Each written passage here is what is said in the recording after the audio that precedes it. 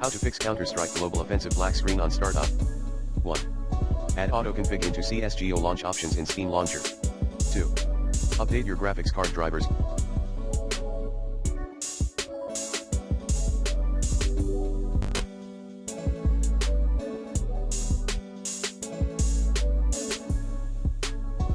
Using the recommended Avast driver updater in this video guide. 3.